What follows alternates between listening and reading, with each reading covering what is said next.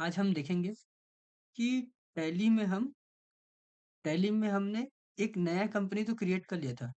अब उस नई कंपनी में हम वर्क किस तरह से करेंगे, उसमें किस तरह से वाउचर बनाएँगे, वाउचर की एंट्री करेंगे, किस तरह से हम उसमें लेजर क्रिएट करेंगे और किस तरह से हम उसमें अगर ज़रूरत हो तो ग्रुप क्रिएट करेंगे। तो आज देखते हैं, जैसे कि कल मैंने शाह जनरल स्टोर करके एक नई कंपनी क्रिएट की थी, ठीक है? तो जैसा कि मैंने बताया था कि इसके राइट साइड में गेटवे ऑफ टैली दिखता है, जहाँ पे हमें सारी चीज़ें मिलती हैं। मास्टर्स पहला ही हेडिंग आता है उसमें, मास्टर्स, जिसमें क्रिएट, अल्टर और क्रिएट हो गया, अल्टर हो गया और चार्ट्स ऑफ अकाउंट्स, ये 3 ऑप्शन रहते हैं। जिसमें क्रिएट फर्स्ट है, जिसमें क्रिएट में हम लेजर्स या ग्रुप इन सबको क्रिएट करते हैं। अल्टर अल्टर का यूज़ हमने जो ग्रुप या लेज़र बनाया है, उसमें सुधार करने के लिए अल्टर का यूज़ करते हैं हम, ठीक है? और उसमें फिर आ जाता है ट्रांज़ैक्शन हिस्ट्री। मतलब फर्स्ट था पहला टॉपिक, पहले हम देखेंगे मास्टर्स, मास्टर्स में क्रिएट, अल्टर और चार्ट्स ऑफ अकाउंट, ये 3 हेडिंग है। फिर उसके बाद आता है transactions.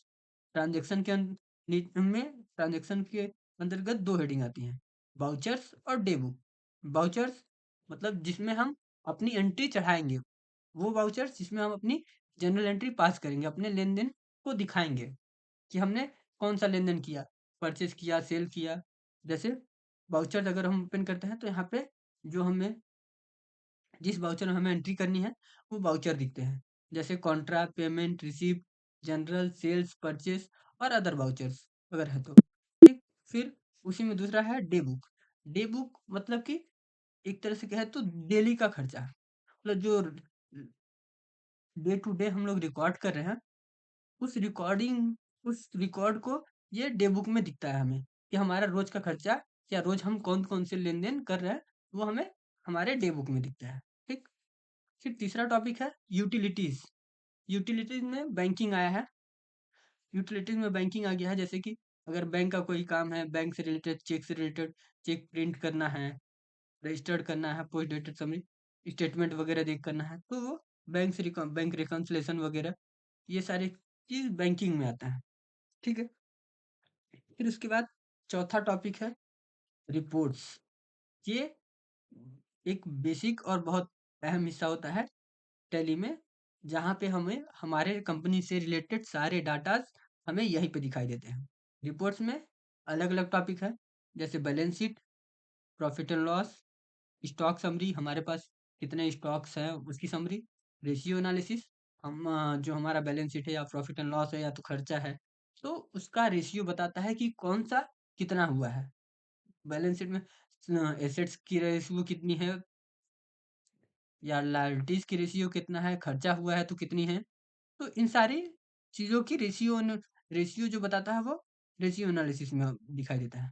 Display of more accounts, जैसे ही आप डिस्प्ले ऑफ मोर अकाउंट्स पे क्लिक करते हैं, वो बहुत सारे और रिपोर्ट्स खोल के देता है, हमारे सामने प्रस्तुत करता है, जिनका अपने-अपने जगह पे बहुत सारे वर्क हैं। जैसे ही हम डिस्प्ले ऑफ ऑल रिकॉर्ड्स पे क्लिक करते हैं, वैसे ही हमारे पास और भी हेडिंग खुल के आ जाते हैं, और भी चीज़ें खुल के आते हैं, जिसमें trial balance, day book, cash flow, मतलब कितना हमारे पास दिन में या मंथली कैश आ रहा है और कितना कहाँ से जा रहा है, फंड फ्लो, फंड कहाँ आ रहा है, कहाँ जा रहा है, books, account books, statement of accounts, inventory books, statements of inventory, statutory reports, exceptional report और एनालिसिस एंड वेरिफिकेशन। उसके बाद लास्ट ऑप्शन है क्वाइट का जैसे ही हम करते हैं तो हमें वहाँ वापस वहीं भेज देता है जहाँ से हमने इसमें एंटर किया था, ठीक है? और ये इसमें एक नया आया है डैशबोर्ड। डैशबोर्ड का जैसे ही क्रिएट करते हैं तो ये एक नया फीचर डाला है इसने, डैशबोर्ड, जहाँ पे हमारा एक जो भी लेन-देन है, जो कुछ भी है हमारा, sales, purchase, inflow, outflow, cash, वो सारे चार्ट के रूप में दिखाई देंगे। तो ये डे बुक, सॉरी, डैशबोर्ड, ये एक अच्छा फीचर डाला है इसने जहाँ पे किसी भी डाटा को आसानी से किसी भी डाटा को सिंपली से और आसानी से जल्दी देखने के लिए ये बहुत ही अच्छा सुविधा है। तो ये है डैशबोर्ड। फिर उसके नीचे लास्ट आता है क्वाइट। जैसे ही हम क्वाइट करते हैं तो ये हमें बाहर फेंक देता है।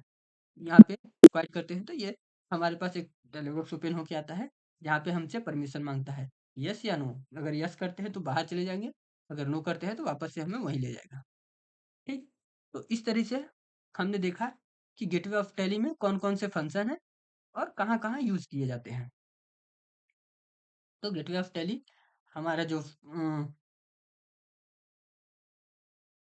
डोर ओपन होता है उसमें राइट साइड दिखता है और हमारे कंपनी का डिटेल कि कौन-सी कंपनी ओपन हो रखी है और उसका करंट पीरियड कौन-सा चल रहा है और करंट डेट क्या है आज का, वो सारा हमारा लेफ्ट साइड में दिखता है। ठीक है? तो इस वीडियो में आज के लिए बस इतना ही। अगर वीडियो पसंद आए तो लाइक, शेयर और कमेंट ज़रूर करें। धन्यवाद।